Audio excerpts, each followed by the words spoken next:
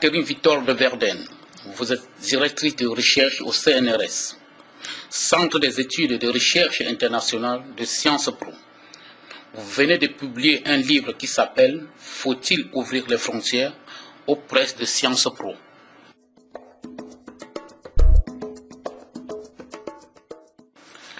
Que représentent les migrations dans le monde aujourd'hui? Alors en fait, ça représente peu de choses en réalité, puisqu'on a 3,2% de migrants internationaux. Un migrant international, c'est quelqu'un qui est né dans un pays et qui vit dans un autre pays que celui où il est né, c'est-à-dire 232 millions de migrants internationaux en fin 2013, selon les Nations Unies. À côté de ça, on a 740 millions de migrants internes, et on a par exemple 240 millions de migrants internes en Chine, donc il y a autant de migrants internes en Chine que de migrants internationaux à l'échelle de la planète. Ce sont rarement les pauvres qui partent, ce sont des gens qui ont des réseaux de connaissances, des réseaux linguistiques, des réseaux familiaux à l'étranger, et qui considèrent qu'ils peuvent préparer leur voyage en fonction de ces réseaux. S'il n'y a pas de réseau, il n'y a pas de migration.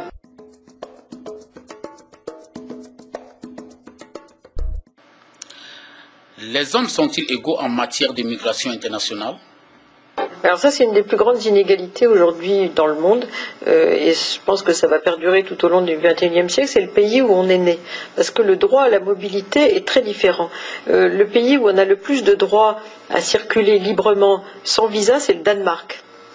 Parmi les plus, disons, mal lotis, si j'ose dire, on a beaucoup de pays africains qui cumulent ce qu'on appelle le risque migratoire et des situations de crise, donc qui doivent fournir des visas pour presque toutes les destinations qu'ils se proposent d'effectuer. Donc là, il y a une très grande inégalité quant au droit à la mobilité à l'échelle mondiale. Or, le développement favorise ce droit à la mobilité, donc plus ces pays vont entrer, comme c'est déjà le cas, notamment les pays du Sud, dans des phases de développement plus importantes que beaucoup de pays européens, ils vont aspirer à être mobiles.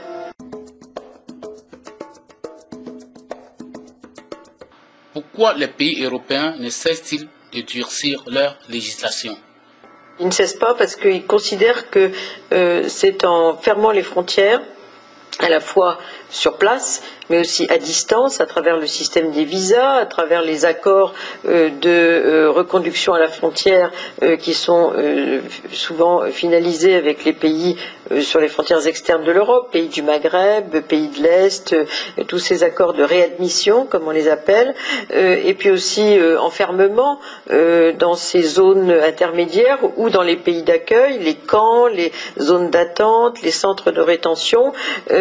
En fait, ils considèrent qu'il faut donner une réponse à l'opinion publique. L'opinion publique est très inquiète du fait que l'Europe est devenue une très grande destination migratoire au monde, et donc ils veulent mettre en scène avec une certaine théâtralité le contrôle des frontières, même si ce ne sont des décisions qui ne sont qu'à court terme ou à moyen terme, qui n'ont aucun impact en réalité sur la dissuasion, alors que souvent on dit on va continuer à contrôler, à dissuader, à réprimer pour dissuader les gens de venir. En réalité, la dissuasion, ça fait 30 ans qu'on contrôle les frontières durement avec le système des visas et d'autres murs et donc barrières diverses qui ont été instaurées. On n'a pas véritablement dissuadé parce que les flux se poursuivent. C'est pas l'invasion ni la conquête, mais c'est un mouvement long et continu qui se poursuit vers l'Europe, entre autres, mais aussi vers les États-Unis, le Canada, les pays du Golfe et beaucoup d'autres destinations au monde.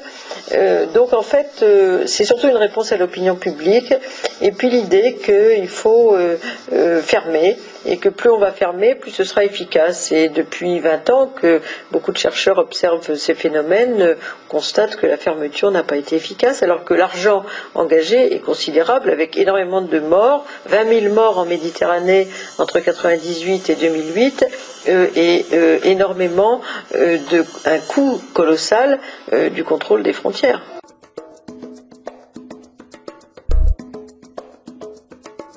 En quoi les fermetures de frontières sont-elles coûteuses? Alors d'une part, les reconductions à la frontière, parce que les reconductions à la frontière, quand elles sont mises en œuvre, ça coûte entre 3 000 et 35 000 euros. Ça, c'est les tarifs qui ont été pratiqués par la France depuis ces 3-4 dernières années. Donc 35 000 euros pour une seule reconduction, c'est quand même très très élevé quand les gens viennent de très loin et pour lesquels il n'y a pas de pays où il n'y a pas de charter pour les reconduire, donc il faut des lignes régulières.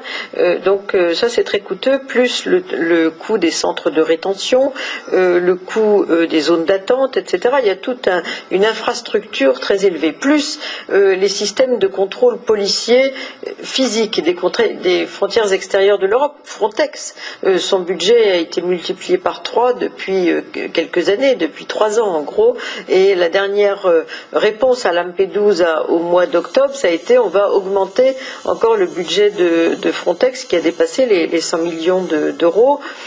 Par ailleurs, d'autres systèmes de patrouille sur les frontières méditerranéennes, le système intégré de vigilance externe entre l'Espagne et le Maroc, par exemple, des opérations également qui ont des noms de dieux de l'Antiquité, Odysseus et quelques autres idées en Méditerranée qui sont des formes finalement de contrôle de l'ensemble de la Méditerranée, aussi bien orientale que balkanique que Méditerranée, Europe-Maghreb. Il y a également tout ce qui est lié en fait au droit d'asile, puisque le droit d'asile produit beaucoup de sans-papiers en fait, du fait qu'il y a à peu près 70-80% de déboutés selon les pays européens. Une grande partie de ces sans-papiers sont des gens qui ont demandé l'asile, qui ont été refusés. Mais en même temps, un certain nombre d'entre eux ne peuvent pas être reconduits parce qu'il y a une clause de non-refoulement pour des gens qui viennent de pays en guerre, pour lesquels ils seraient menacés de mort s'ils rentraient chez eux. Donc on les garde, mais sans aucun statut. Donc là aussi, il y a, disons, un coût considérable de ce genre de politique, puisque d'abord ils sont pris en charge tant qu'ils sont demandeurs d'asile. Ensuite, quand ils sont déboutés, ils deviennent sans papier. Ils travaillent sans avoir le droit de travailler. Donc ils ne payent pas d'impôts puisqu'ils sont pas souvent parce qu'ils sont demandeurs d'asile.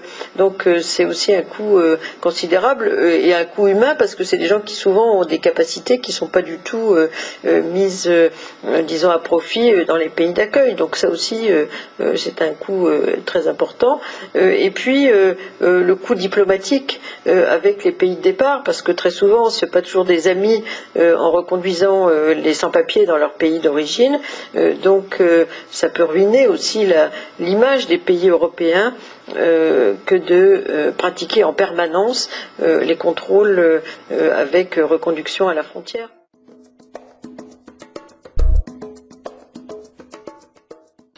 Ouvrir les frontières, n'est-ce pas la mort des systèmes de protection sociale des pays d'accueil? Alors ça, c'est la grande question. Ce qu'on peut dire, c'est que pour l'instant, d'abord, comme je vous ai dit, il y a peu de gens qui migrent à l'échelle mondiale. Ce qu'on peut dire aussi, c'est que la plupart des migrants sont des gens jeunes, c'est-à-dire des gens qui ont entre 20, 25 ans et 45 ans. Donc ce ne sont pas les gens qui coûtent le plus en termes de, disons, de frais de santé, ni de retraite, puisque, et c'est pas, contrairement à une idée répandue, c'est pas pour bénéficier de ce genre de système de welfare qu'ils viennent. Ils viennent pour l'essentiel pour travailler. Quand on a 25 ans, on ne pense pas nécessairement à l'hôpital ni à la retraite. Mais les pays européens qui sont vieillissants, eux, pensent à ça, donc ils croient que les migrants pensent également à ça. Un autre élément également qui est important, c'est que de plus en plus de migrants sont en bonne santé, en fait, puisque dans les pays d'où ils viennent, il y a eu une amélioration du développement humain et le taux d'émigration est d'autant plus élevé que les pays sont développés économiquement. Donc en fait, on n'est pas là encore face aux plus pauvres, très loin de là, donc on est face à des gens qui sont plutôt scolarisés. D'ailleurs, le taux de scolarisation est plus élevé en termes de flux chez les migrants que dans le pays dans lequel ils entrent, pour l'échelle de l'ensemble de la population. Donc en fait, ce ne sont pas des gens qui sont les plus coûteux pour le welfare, même si effectivement ces systèmes de welfare ont été établis en Europe et à Providence dans les années 40. 1945 par une population déterminée de cotisants, et aujourd'hui il y a de nouveaux cotisants qui n'ont pas participé à ce système. Donc on peut comprendre l'inquiétude effectivement des pays européens en la matière, mais en même temps les pays européens sont dans un grave déséquilibre démographique et la part des actifs va ne cesser de diminuer dans les années qui viennent face aux inactifs. Donc les migrants sur le marché du travail vont réduire ce poids des inactifs sur le marché du travail et vont contribuer à donc assurer la croissance démographique des pays européens également.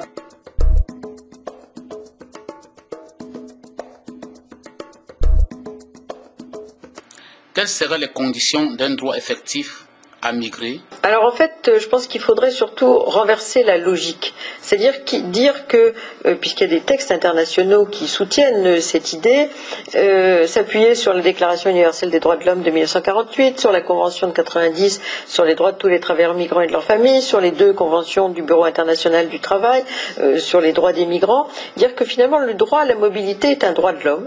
C'est un droit de l'homme ça a été le cas pour le 19e siècle, 5% de migrants, aujourd'hui on en a que 3% à l'échelle mondiale, mais surtout dire que c'est un des grands droits sur lesquels on peut définir une sorte de bien public mondial pour le 21e siècle. Et que le principe, c'est le droit de sortir de chez soi, le droit d'émigrer, le droit à la mobilité, que bien sûr tous les États peuvent restreindre ce droit, mais ce serait inverser la logique. La logique aujourd'hui, c'est les États énoncent les règles, les grands États d'immigration, donc les plus puissants, c'est un peu le Far West en la matière, c'est le plus fort qui gagne, et les migrants doivent se plier à ces règles. Si on dit il y a un droit qui est garanti pour migrer, qui est un principe, mais les États peuvent l'interdire, peuvent le restreindre, mais dans ce cadre-là, déjà on ferait un progrès considérable. Merci Madame Catherine sur notre antenne.